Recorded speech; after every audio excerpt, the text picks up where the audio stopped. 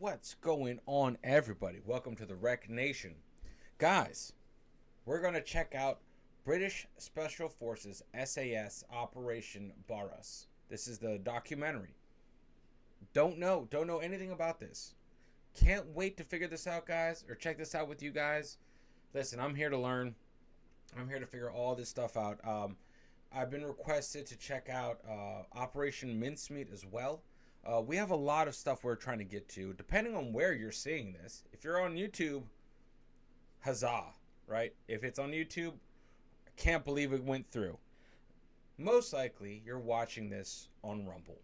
And for that, man, you guys are the legends. Legends. Rumble is where it's at. That's where the full force of Rec Nation is 100%. So make sure you get there. The links are in the description of the video. It's free and it's good, and it allows us to be a little bit more free over there. Especially, I don't have to walk on eggshells on what I say. So I appreciate it. Anyway, it's not about me. It's about this. Let's check this out. Never heard. I'm super interested in this. So without any further ado, this is actually sort of giving me a headache. I thought it'd be cool. Like the little lights are green. They don't look green. So we're just going to go white. There you go. There you go. Check that out. Much better. I like it. All right, here we go. 3, 2, 1. Let's check this out. 100%. Testing. That's annoying. Stand by. See, let me make sure my volume. You know, you would think I'd have all this set up, and I usually do have it set up, ready to go per reaction. But every time I go to use the recording software, what happens is my audio resets. And that's just infuriating, because then if I'm not on top of it, guess what? There you go. That would have been very frustrating. So now that we're accustomed to the new level of audio, adjust your volume down a little bit. And now let's get into this. Ready? 3, 2, 1. Let's go, guys.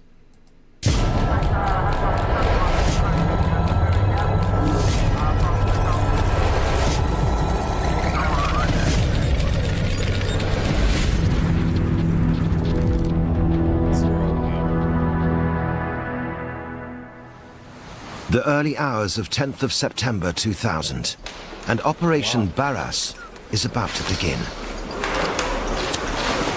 Commandos from Britain's elite fighting force, the SAS, are preparing to engage in one of the boldest rescue missions in modern history. A mission so dangerous that in the coming hour, these soldiers expect severe casualties. They will be flown deep into the jungle of Sierra Leone, West Africa, in an attempt to release British Army hostages held for more than 2 weeks. The hostage takers are known as the West Side Boys, a gang of notorious killers who are well armed and ruthless. What happens as the rescue attempt unfolds has always been a closely guarded secret. Now, the story of the SAS's mission and the terrible days of captivity endured by the hostages is told on television for the first time by the people who are there. For one of the hostages, it is a story of survival in a living hell. I made up my mind that whatever pains these people might inflict, if I'm going to die, then I must accept it as a soldier. And that was what kept me alive. Terrible, really.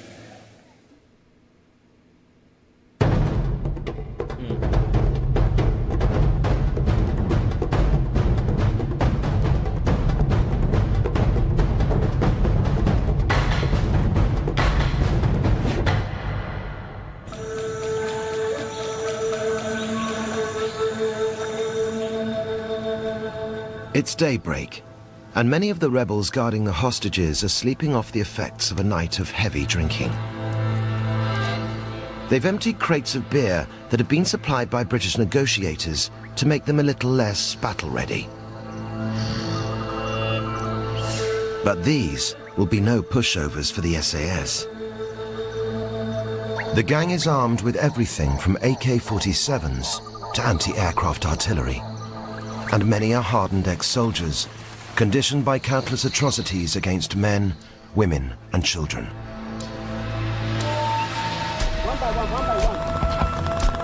The West Side Boys are a relic of a merciless civil war that had paralyzed Sierra Leone through the 1990s, leaving thousands dead or brutally maimed. The ultimate prize was not political power, but what came with it: control of the country's rich diamond mines. Murderous gangs like the West Side Boys caused the international community to fear the total collapse of the country. We saw Sierra Leone threatened by vicious thugs motivated by criminality, by money, by power. In late August 2000, British Defence Secretary Jeff Hoon was faced with making the high-risk decision to send in troops to attack the West Side Boys and free their British captives. The Chief of the Defence Staff briefed me about the operation. He could not rule out British deaths, and it was a difficult judgment in the light of that advice as to whether or not we should go ahead.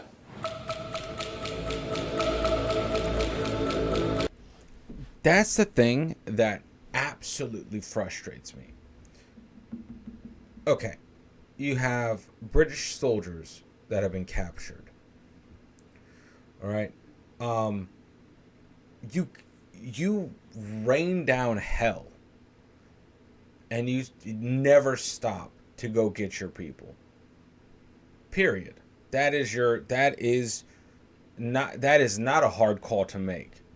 The soldiers' deaths, right? The loss of life, British loss of life, is a given. You know, every soldier understands what they sign up for. You go for it. You go for it, because guess what? They need to be rescued.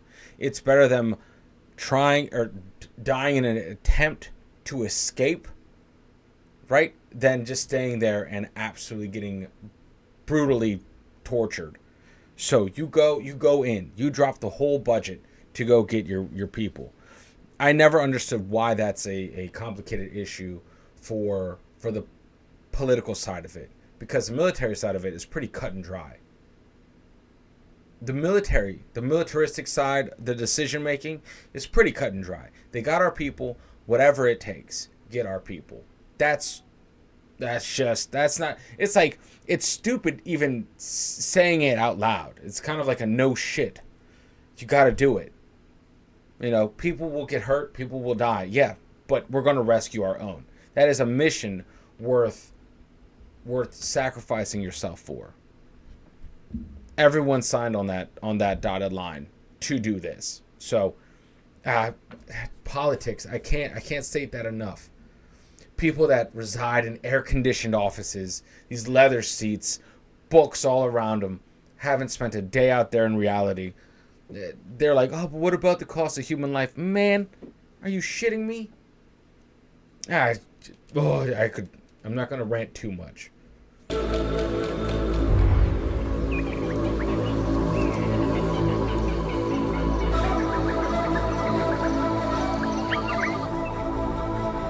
It is the 17th day of imprisonment for the 6 British Army hostages in the rebels' hands.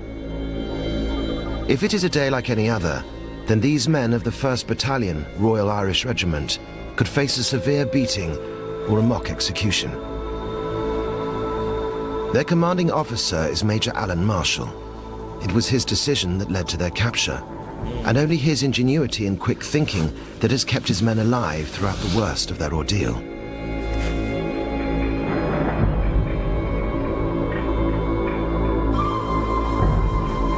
But nothing that's happened to the British compares to the savagery unleashed against Lieutenant Musa Bangura, a military liaison officer attached to Marshall's patrol. He has routinely been beaten and hacked to unconsciousness. His terrible injuries left to fester in the worst of conditions. On the morning of the SAS rescue attempt, Musa Bangura is close to death. Operation Barras takes flight in 10 minutes. One of the first to be dropped into the West Side Boys' stronghold will be Bombardier Brad Tinian. This is his first combat mission for the SAS. But even for the most experienced commandos, the attack will be a leap into unfamiliar territory. The SAS is famed for its use of stealth, attacking with the element of surprise. But Operation Barras will be a full frontal assault, jumping from large, noisy helicopters that are easy to shoot down into the heart of a camp that is heavily defended.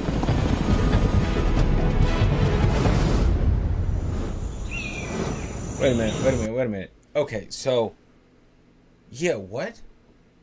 Usually special operators get sent prior to major military movements.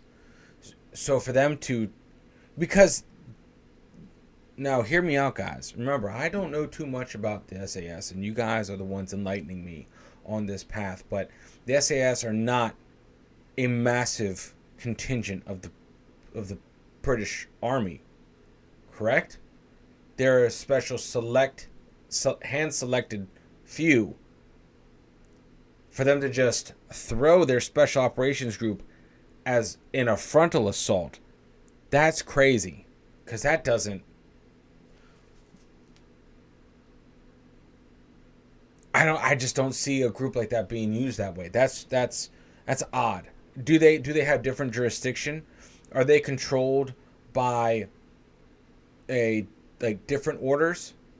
Like, for us, the president of the United States can send Marines wherever he wants to, pretty much. And on top of that, I guess he is direct commander-in-chief of special operations, like Delta. I guess you could say Delta Force. Could be sent out by executive order. But Marines for sure. So this is interesting to see their use of special operators in this way, more as a sledgehammer instead of a scalpel. That's interesting. The SAS mission is the climax to a chain of events that began 17 days earlier. A routine convoy of 3 British Army Land Rovers was returning to base near Freetown, the capital of Sierra Leone. The patrol consisted of 12 soldiers, 11 British, and Musa Bangura, then a lieutenant in the Sierra Leone Army. We've been together for over 2-3 months, so I know most of them. I know Major Alan Marshall, Captain Laverty. In fact, Captain Laverty was my counterpart. He was the appointed liaison officer. As the convoy approached a roadblock manned by UN peacekeepers, Major Marshall was about to make a decision that would haunt him for the rest of his life: to divert his patrol off its planned route. Major Alan Marshall spoke with the commander. We were still in our vehicles. After about 2 minutes, he came back into his own vehicle and we diverted. Marshall and most of his patrol still serve in the British Army and are unable to speak publicly. However, the story of what happened next has been pieced together with the eyewitness accounts of Musa Bangura and another key player, Lieutenant Colonel Simon Fordham, who was then Marshall's commanding officer. His liaison with the Jordanians was valid. He did that for perfectly proper, viable military reasons. And whatever Alan did and does as a military officer, he does because he perceives that to be the correct course of duty. There's no question of any map reading error. There's no question of not knowing what he was doing. The British patrol had entered a territory known as the Okra Hills. Musa Bangura knew immediately that they were gambling with their lives in a place where extreme violence had become a way of life. Musa had good reason to be fearful. Years earlier, he had witnessed a failed mutiny in the Sierra Leone army.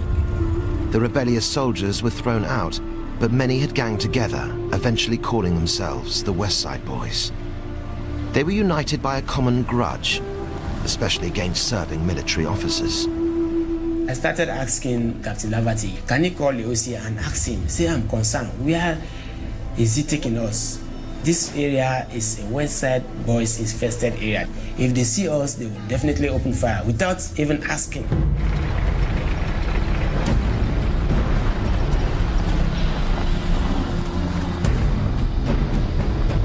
He never called, really. That was the unfortunate thing. Except when we are almost in trouble. That was the time he wanted to call the OC, but by then it was too late.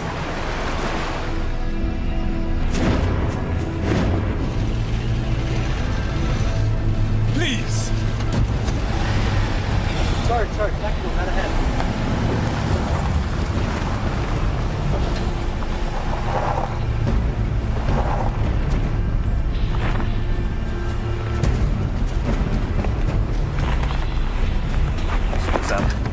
Hold on! Maybe just a roadblock. Put your weapons down. Figure out what this is. It's not a roadblock. This is a fucking disaster. The patrol's path was cut off by a group of about 50 rebels, led by a commander called Contaby. Good morning. Welcome. What's your mission? British Army. Here to invite your men to attend retraining. Wait a minute. Even by the horrific standards of the West Side Boys, Contaby was violent and unpredictable. Okay. No, man. You come without permission. No. We're here to make you an offer. To offer your men the chance to retrain You're with... here to take my men away. No.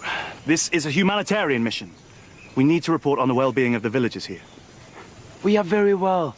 Thank you. And who the fuck are you? My name is Major Marshall. We've been on patrol up to the Jordanian UN post in Masiaka. Why not stay on the highway? All this West Side territory. We have a responsibility to... It's your responsibility to do as you're told. You shoot, you all die. Corporal!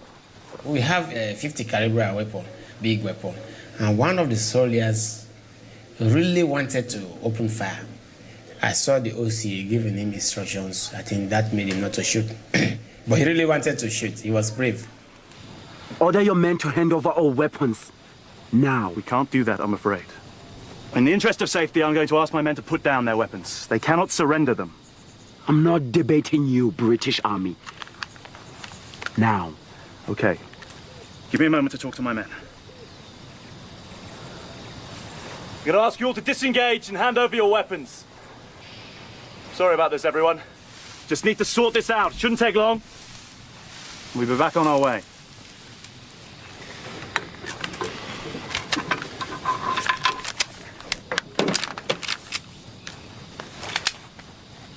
Here. Can we talk now? Get their weapons and get their ring! Come down! They were now charging these vehicles, ripping them off with radios, weapons, ration, everything. I was an enemy to them because I took these British guys into their camp. So to them, I'm a traitor. So they can treat me worse than these guys, and that was what they did. Contaby had first met Musa Bangura when they trained together in the Sierra Leone army. Now he was about to renew their acquaintance in the most brutal way imaginable. Bro. They came to our own vehicle where I was, and they found me. It was like they found riches from nowhere. Lieutenant Bangura, so you brought the British here to attack us? No, I didn't. They did not ask me anything, and I did not tell them anything. There was no way I could talk.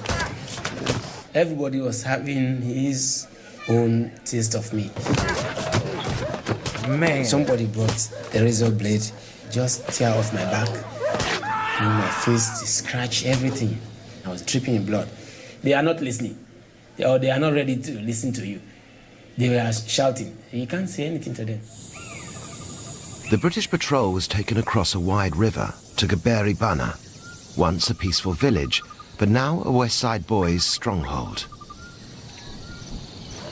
After standing for hours in the hot afternoon sun, the hostages had their first encounter with the rebels' leader, Brigadier Fode Kale. He was an ex-army corporal and a notorious torturer and murderer. Who's the commanding officer? I am. What's your name? Who the hell did this? Get your fucking hands off! Whoa, okay. I got him, turn around. Relax, will you? Relax. Name? Major Alan Marshall, 1st Battalion Royal Irish Regiment. And you are? Fode Kale, Brigadier, West Side Boys, whose land you stand on. You must release us at once. And this man needs medical attention now. You are my prisoners until your freedom is negotiated. Lock them up. What's the turn? Find a place for him. My question is, did they not get the rundown of how this place operated? Granted, you know, I understand it's hard to look at these without using hindsight. 'Cause it's unfair to judge the situation without hindsight. Or it's unfair to judge this situation with hindsight and what anyone else would have done, right? It's impossible. But man, you gotta be on high alert, dude. Like, Africa, I feel like, swings every day in some of these regions between warring warlords, factions, drug lords, whatever it is. You know, you have to be in the know, and you just don't go off the beaten path unless you have a strong enough unit to go down those beaten paths and well plugged in, the communication is well established with your forward operating base or your base for air support, tracking, all that stuff.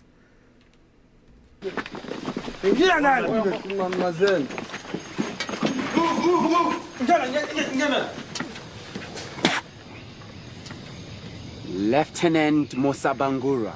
From now on, Camp Commandant Kontabi was to personally supervise Musa's torture.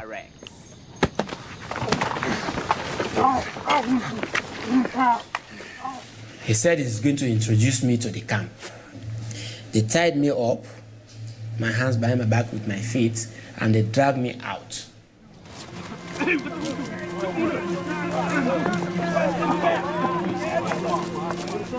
Musa's induction was to be at the hands of the West Side Boys' child soldiers, some of them as young as 8.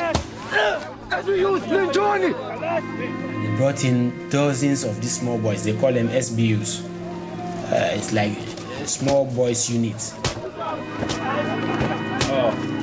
Those boys will take anything from branches of trees to whatever, canes, and they will beat you until these branches or canes perish in their hands before they will stop. And that was the situation I was left in. Oh my God,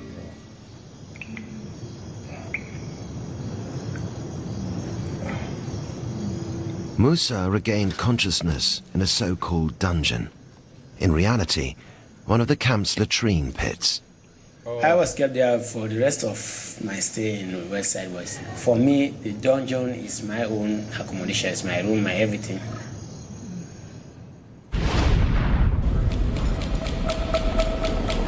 The SAS mission to rescue Musa and the other hostages is still 8 minutes away from launch. But members of a small reconnaissance team are already embedded at the very edge of the West Side Boys camp. In deep camouflage, they've been here undetected for 5 days and nights. They've eaten, slept, and worked while barely moving and under constant assault from jungle insects and the soaking tropical heat.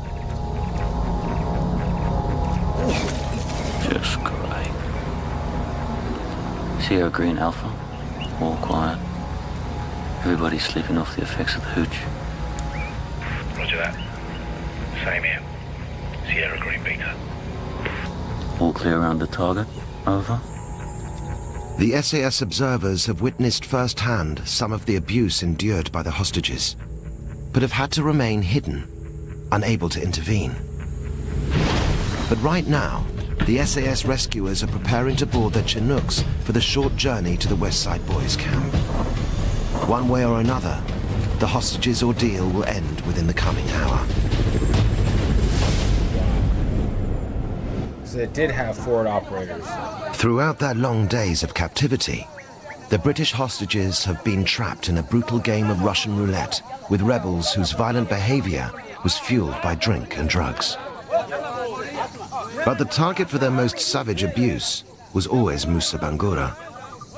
You know, I was having so much pain that at some point I never felt any pain. Even when they were beating me, I would not feel pain because it's like my body became immune to the beatings and all these terrible things that were happening to me.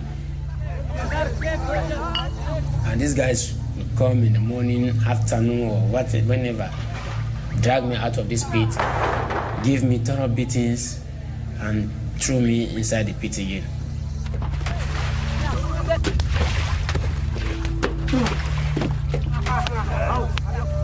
As usual, Camp Commandant Kontabi was on hand to oversee Musa's humiliation.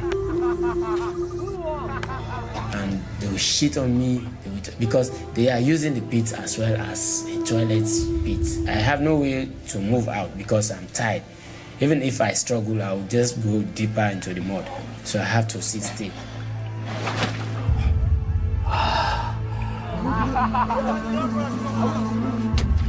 After the shit, some of them will come, oh look, you all dirty, let's come and clean him. And then 4 or 5 of them will stand on top of the pit and they'll start to urinate on my head so that the shit will drain off, you know. And unfortunately, that is my accommodation. My food was also in that place. I have to drink some of the mud. And it's terrible. It's just too bad. It's just terrible. No, I never knew I was going to come out alive in that situation. I never knew that. As the days passed, Kontabi's mood was becoming increasingly volatile. It would lead to one of the most dangerous moments of the British hostages' captivity. Kontabi was one of several commanders vying with Fode Calais for control of the West Side Boys. The presence of the British captives gave him a chance to exercise his growing power.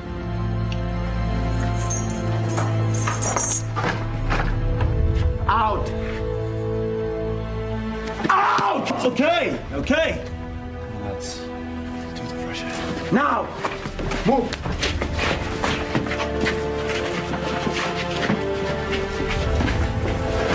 Move!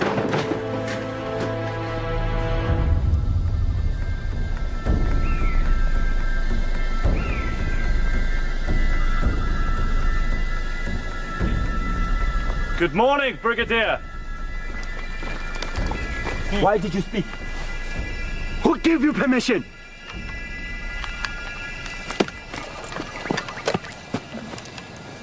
When you see me, you bow and say good morning, Commandant. Good morning, Commandant. Bow! Bow to me like the British bow to Idi Amin.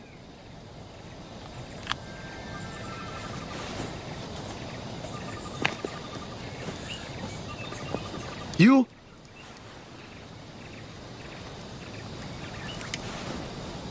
Good morning, Commandant. These people were fueled with drink and drugs, and also fueled with the adrenaline and the agitation of the situation that they'd got. And so, on the one hand, they would be perfectly plausible, and then, you know, a couple of minutes later, they would be completely off the wall. On your knees.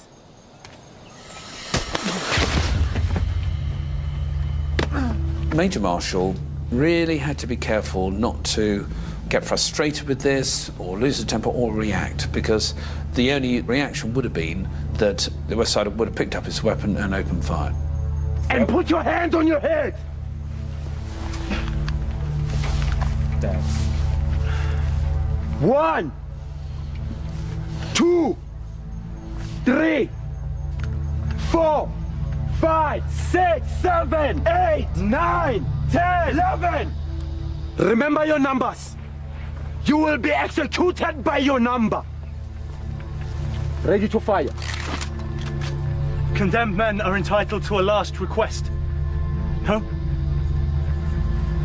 And what will that be, Major? A drink, Commandant. We'd all like a drink.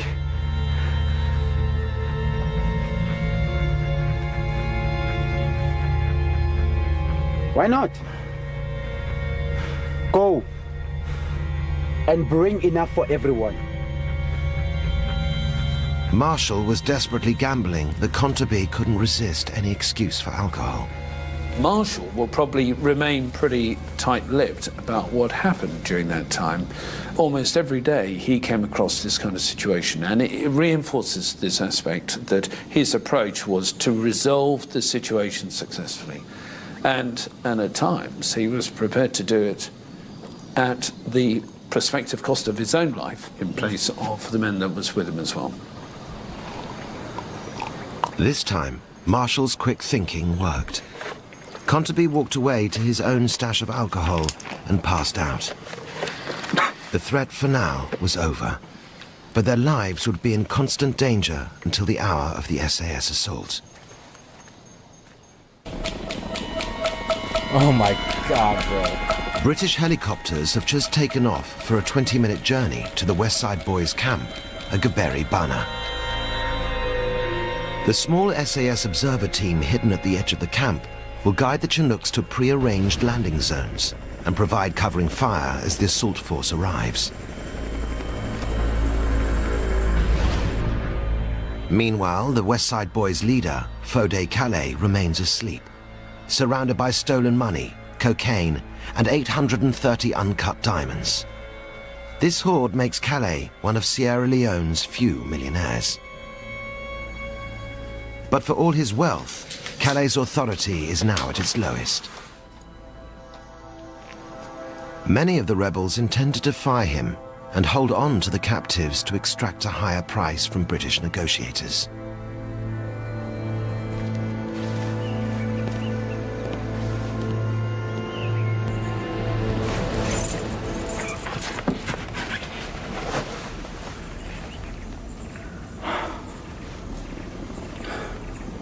Uh-oh. You know, it's about to start going down.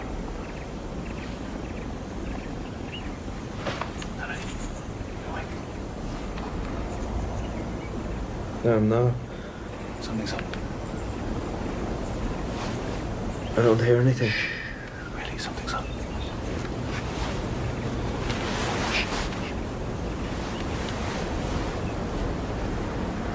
Listen.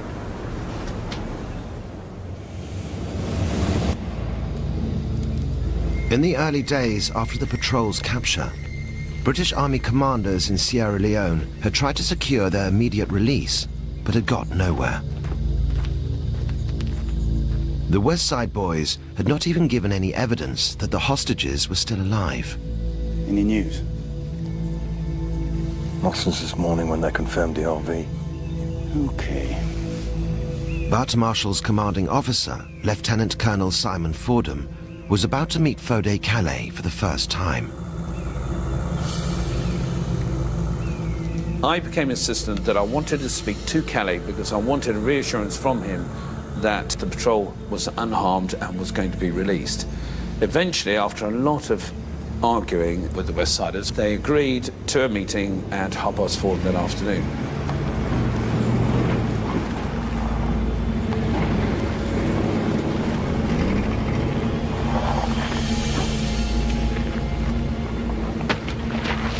The key tenet for me on that second day was that we wanted proof of life, and that from every meeting from then on we would demand this, and we would demand an assurance that the patrol was not being harmed in any way and they were to be treated properly.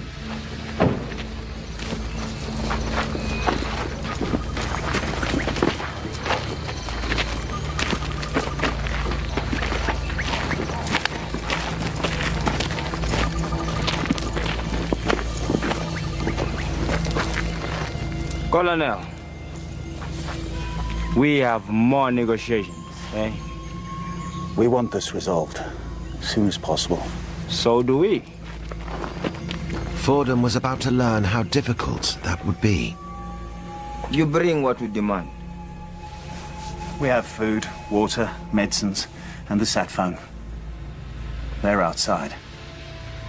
Now, when can we expect the first release of hostages? My commanders here, they demand free education in Britain. What? You pay. In What? Britain? Yes.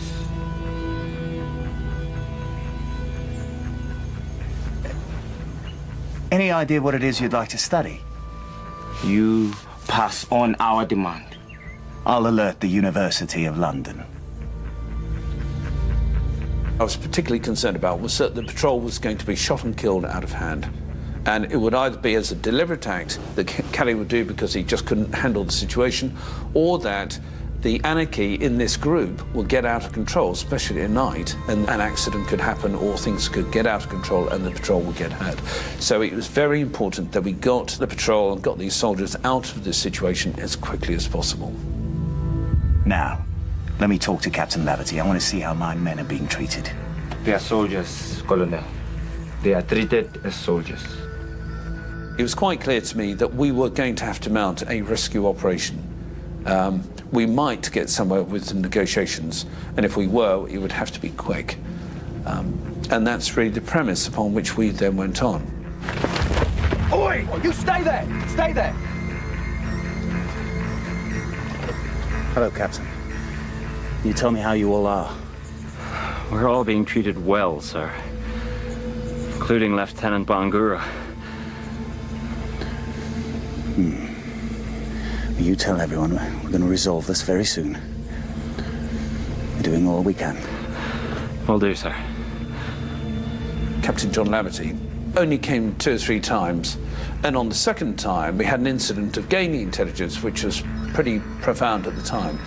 He came forward under guard to me, we shook hands, and it was obvious that he had something in his hand. I took it away, put it in my pocket, and did it without everybody else was there, but no one else saw it. Remember, Colonel, never try to attack us, or your soldiers will die. And keep your helicopters away from us. Okay.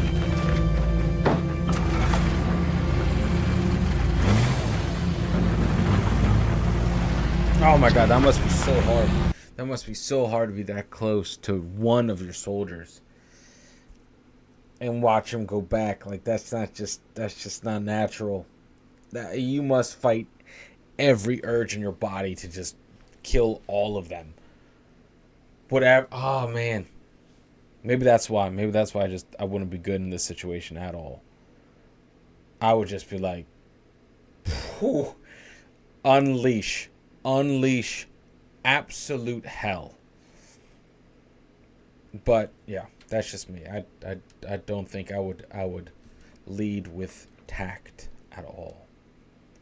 I would lead with emotion, which is the worst way to lead. Very, very dangerous.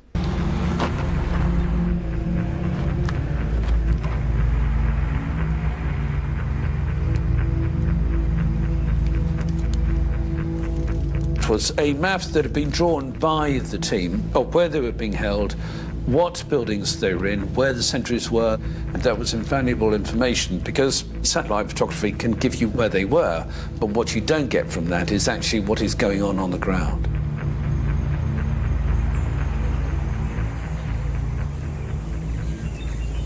A day later, 5 hostages were released. Wow. But the story they told of their captivity merely reinforced the need for a rescue mission to free the remaining soldiers. Above all else, I was concerned about allegations of mistreatment of the British soldiers. There were clear suggestions that they had been subject to mock executions and that they were being abused in other ways. That meant essentially that there would have to be a decision to launch a military rescue.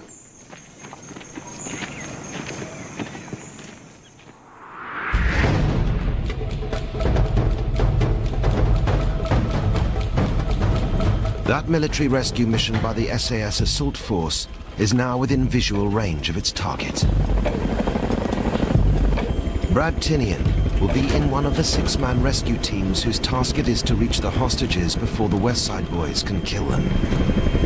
Oi! About 6 minutes out. You ready? Think so? Gotta get in there. No different for the rest of us.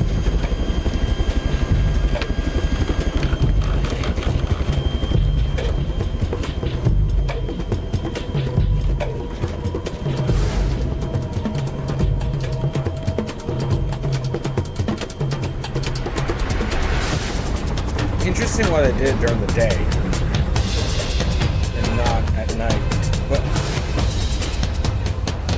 Marshall realizes that the helicopters are on an approach run. The next few minutes will decide the hostages' fate.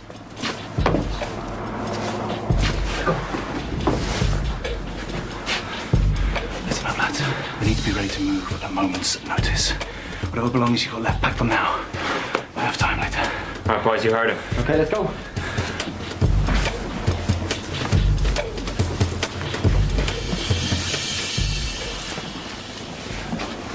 Shh.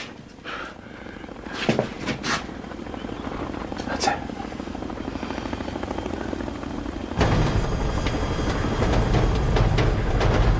Sierra Green Alpha, Sierra 1. All clear at LZ1.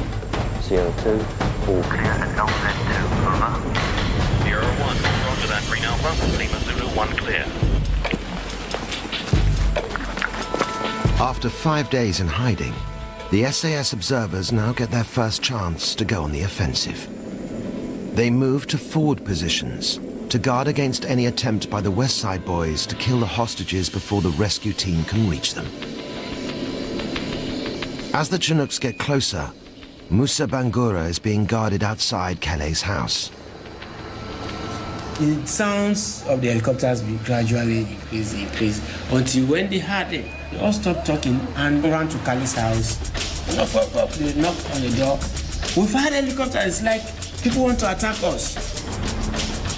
And all of a sudden, Kale woke up, he ran outside, he tried to call his commanders, but by then it was too late.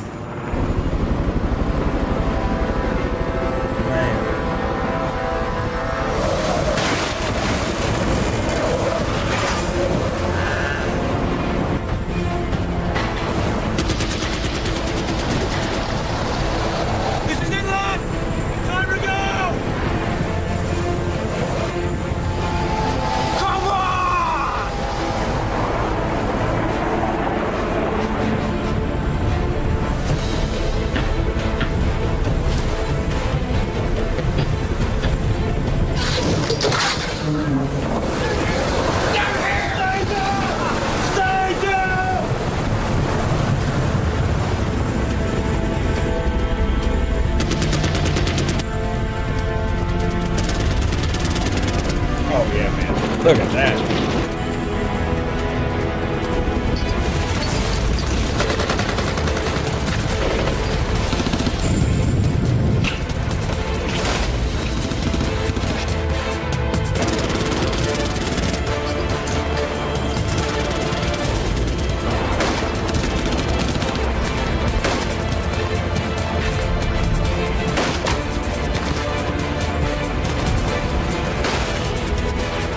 Brad Tinian is hit by a single round. He's the first SAS rescuer to be injured.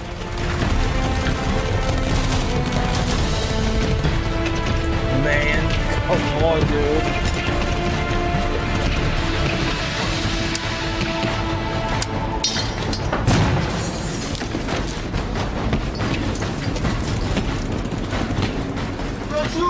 Fode Calais' reign of terror has just ended. He is one of the few rebels to give up without a fight.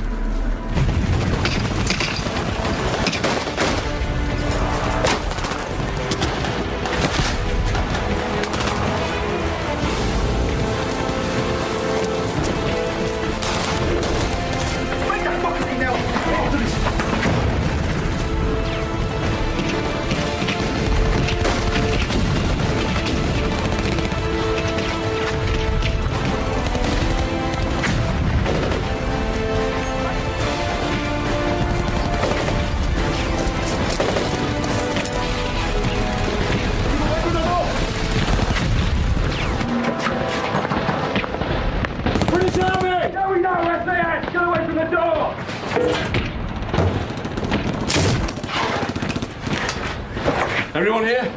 All 6 British, all except Lieutenant Musa for Sierra Leone. Where can I find him? You're back out on the veranda. You look left, it's a large white building. He's in there. Okay, everyone all right? Aye. Stay here until I get back. Here.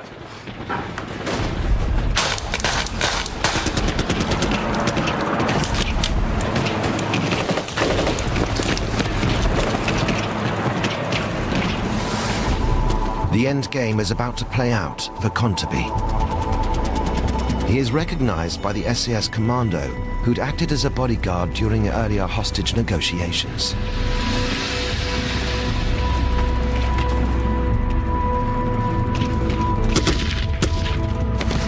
There you go.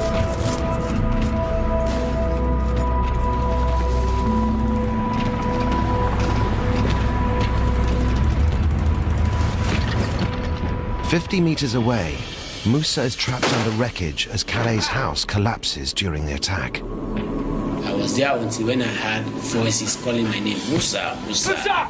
Musa!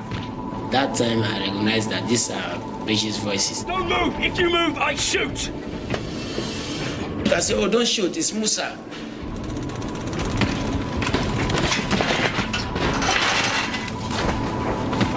He had to carry me, I couldn't walk. I was very weak. I was smelly. I wonder how he coped with my smell. Because personally, I could smell myself. It was horrible. Musa encounters Konteby for the last time. I was a bit happy because he's the type I would never want him to be in prison. He should not be alive. He was the first person that inflicted injuries on me, and he was the person that indoctrinated me. And that was too much for me, you know? Right, move them out! Let's go, let's go! Move it! Down, down, down! Right! Keep up, stay tight. Anyone gets hit, you keep moving. We look after the wounded. Follow him! Move it! Move it! Major! Weapon! Now! Move it! Go, let's go! Let's move out, go!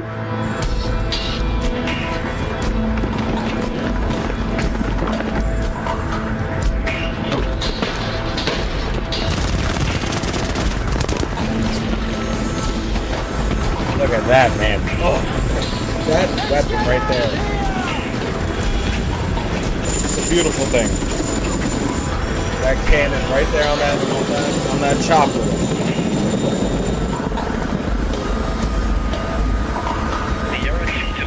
Hostages evacuated. Hostages evacuated.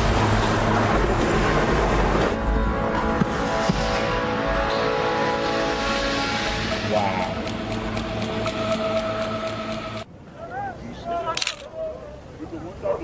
With the SAS raid over, more than 60 West Side boys are thought to have been killed. Wow. Many of the others have been captured, including their leader, Fode Calais.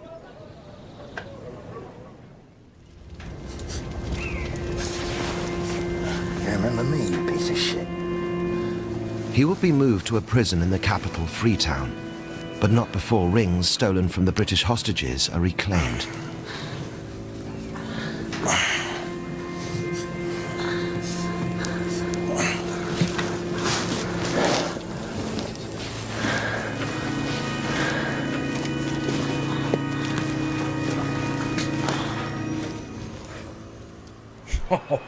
Many of the rebels captured that day have since been released.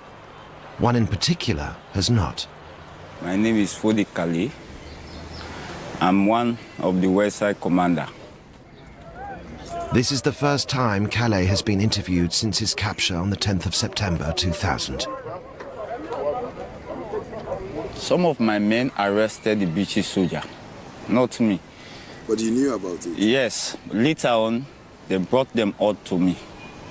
Then they will be to me for some time. Then I will release about 6.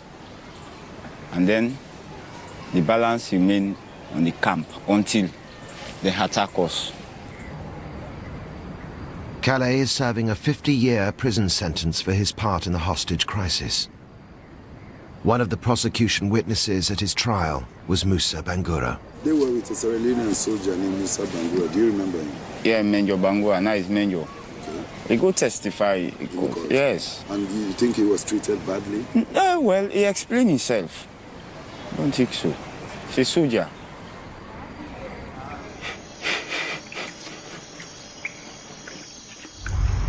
This is war. Without war, this will not be happening. So we allow say, let bygone be bygone. The war is over. And this will not happen again. Let us bygone be bygone. I've said it a long time. You see?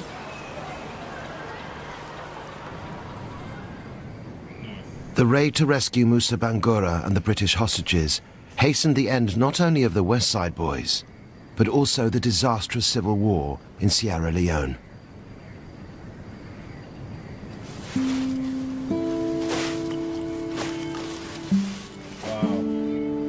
If we are not for Operation Barras, maybe we should have been in the same situation as we were 5 or 6 years ago. Because the West Side Boys have grown to so much strength that it's very difficult for any local force to defeat them. The country was in a dire state, and people were reeling from the internal strife. So here was actually a dramatic situation that had been resolved, and had been resolved successfully, and a lot of the people in Sierra Leone saw the positive nature of that. It was a blessing in disguise. I was, and I am still personally happy because directly or indirectly, I'm responsible for bringing peace to this country.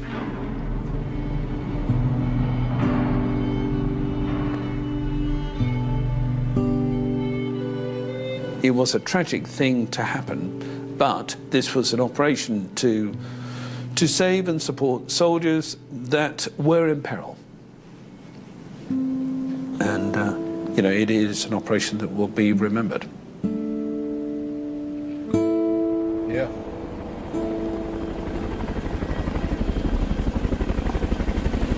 That's what an operation.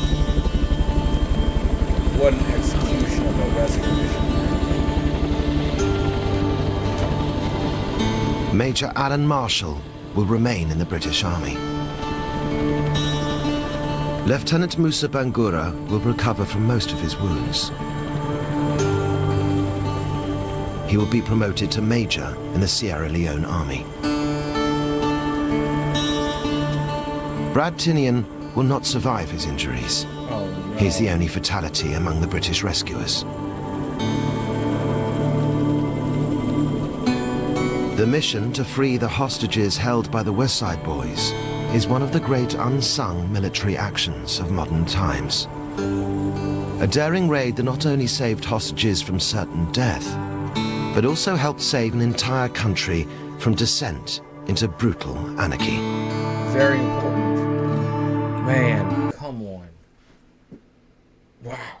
What an operation. What a moment, dude. Oh my God. But yeah, no, to the locals, the evil, the juggernaut that was taking control, basically they saw blood. You know what I mean?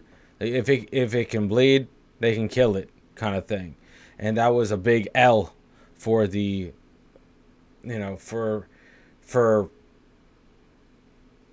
for them, and just an absolutely amazing operation, and how it was conducted and how rapidly in and out. And it's crazy to know that the SAS were there as recon as well. That's so basically, as soon as they got captured, SAS were basically there in the woods, just waiting, just coordinating with the assault team, the rescue team. Man, I mean, rest in power, man, that one dude that took a bullet. But you know what, though? Wow. That was awesome. That was great. Guys, you know, let me know. I mean, after this, I think we're going to get to Operation Mincemeat. And more like this. There's going to be a lot more of these type videos. And I'm excited for that. I'm excited for that. I know we've checked out primarily like SAS rescues. We're going to get to others as well. You know, we're going to get to others. We got to spread it out as well, guys. 100%. There's a lot of stuff we got to cover. You know, stuff that's probably known to you, but unknown to me. That's a lot. But there's a lot of different of these clandestine missions, and I feel like every day more and more are getting unclassified. So I can't wait to get to all of those across the board, wherever they may come from. Anyway, guys, much love. Make sure you unplug, do something legendary. Keep the comments coming. I don't know where you guys are seeing this video. Who knows? Even though we watched it on YouTube, that doesn't necessarily mean it's going to be up on YouTube, because YouTube is a freaking whack right now. It's freaking whack. Make sure you tell your friends, family, loved ones, hated ones about our journey over on Rumble. It is free. That's where you'll see a lot more movement as YouTube is basically forcing our hand that way. Much love, guys. I'll see you in the next video. Later.